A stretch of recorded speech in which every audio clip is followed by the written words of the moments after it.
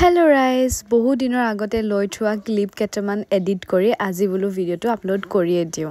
বাকি আপোনালোকৰ বিহু কেনেকুৱা গল ৰাইজ? আজিটো মোক দেখি গম পাইছে যে মই কবাত বিহু মাৰিবলৈ যাওঁ। মই বৰ্তমান কৰিমগঞ্জ ডিস্ট্ৰিক্ট বৰাকভেলী ইঞ্জিনিয়াৰিং কলেজত পঢ়ি আছো আৰু আজি মই অকলে ৰাতিপুৱাই ওলাইছো NIT শিলচৰলৈ বুলি যেহেতু তাত বিহু আদৰণি পাতিছিলে। এনে বুঢ়ী নাচনি তাতে নাতিনিয়েকৰ বিয়া তেনেহেন অৱস্থা মোৰ যেহেতু বিহু নাচি খুবেই ভাল পাওঁ আৰু মই যদি 3 ঘণ্টা জাৰ্নি কৰি নাচিবলৈ পাম তো তেনেকুৱা এটা অপৰচুনিটিটো এৰিব একেবাৰে নোৱাৰে এগৰাকী নাচনিয়ে গটিকে গলো আৰু বহুত ভাগৰিও গৈছিলো বাৰু গৈ পাই মেলি মেকআপ কৰি লগালগ নাচিব লগা হৈছিল।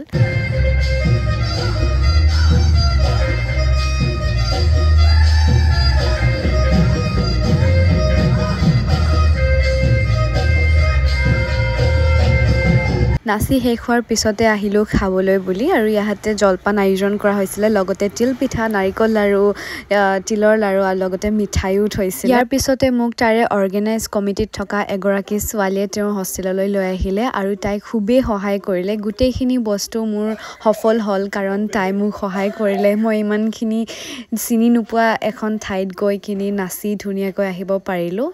Now second prize goes to Bhavani Hati Barua. She has been awarded a prize of cash prize of 3,000 rupees.